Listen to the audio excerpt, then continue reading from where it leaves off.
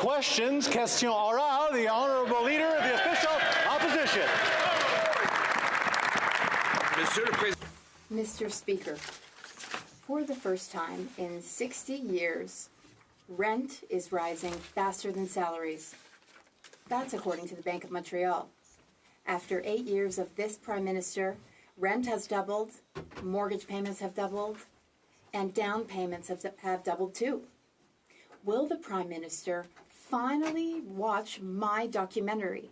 It's an unprecedented, very striking, common sense documentary. And will the Prime Minister come up with a common sense plan to bring down grocery prices and build homes that people can afford and can buy? Mr. Speaker, it's a shame that the honourable member doesn't put as much energy into generating housing policies as he does to generating housing videos. The reality, Mr. Speaker, is when I actually look at the measures he's putting forward, including in the video, they're going to result in fewer homes being constructed than we are already on pace to build. He plans to put the GST back on some home construction. He plans to cut funding for cities who are trying to build more housing, and he plans for Canada to get out of the home building game altogether. Mr. Speaker, we will make the investments necessary to build more homes and not adopt the strategy to cut home funding like the Conservatives would. The Honourable Leader of the Official Opposition. Mr. Speaker, he clearly didn't watch my common sense documentary, which is being widely acclaimed by all. If he had, he would know the facts. Our common sense plan takes the GST off for apartments that are affordable, below average cost. He wants to take it off just for $10 million penthouses. We want to take the bureaucracy out of the picture so home builders can build. He's got a $4 billion fund that, according to the City of Halifax, is funding more bureaucratic gatekeepers. So why won't he watch the documentary, follow the common sense plan to get rid of the taxes and the bureaucracy and build more homes? The Honourable Minister of Housing. Mr. Speaker, it's fascinating. For him, it's about how many people are going to watch his Twitter videos. For me, it's about how many people are going to have a roof over their head. Mr. Speaker, the right path forward is going to have Canada make investments in home building, not cuts to home builders. The right investment will reduce taxes on the construction of homes, not put taxes on them. Mr. Speaker, the right path forward will not repeat the mistakes of the past by cutting funding for affordable housing for 30 years, as that honourable member pledges to do. We will make the investments. We will not accept that cuts are the right approach. The Honourable Leader of the Official Opposition. But here's the reality. People don't have roofs over their head. After 8 years of this Prime Minister and his housing minister of photo ops and media puff pieces, the rent has doubled. Mortgage payments have doubled. Down payments have doubled. In his own home province, in Halifax, they now have 30 homeless encampments. 9 out of 10 young people say they will never be able to afford a home. And what have they done? Create a $4 billion housing accelerator that 2 years later hasn't completed a single solitary house. Why won't they get rid of the bureaucracy and the taxes so that we can bring homes Canadians can afford?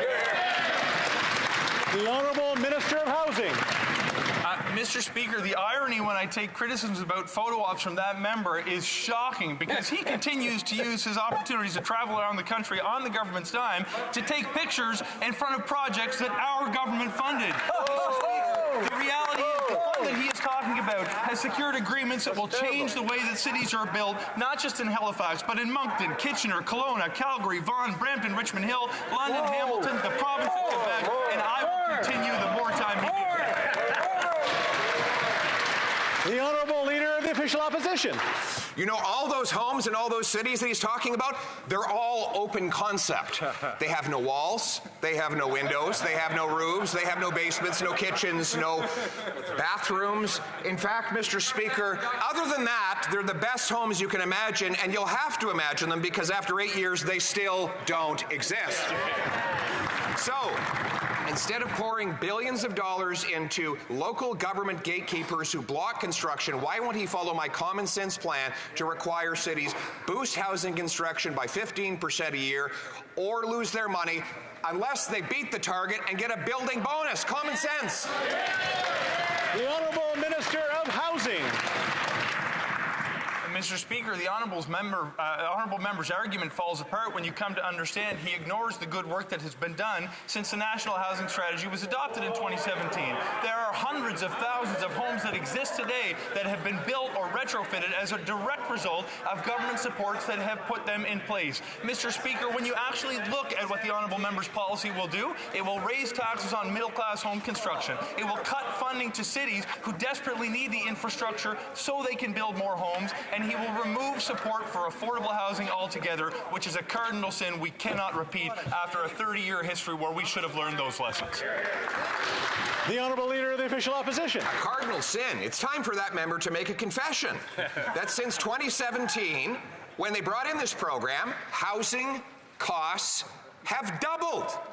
The rent has doubled. Mortgage payments have doubled. The needed down payment have all doubled. My Common Sense plan, which is in a 15-minute documentary he can watch between photo ops while he's being chauffeured around, would ensure that cities have to permit 15% more homes in order to keep their funding. It would take taxes off construction, including carbon taxes off of building materials, and it would require CMHC bureaucrats quickly approve financing or lose their bonuses and get fired. This is a common sense plan. Why won't he get working to implement it?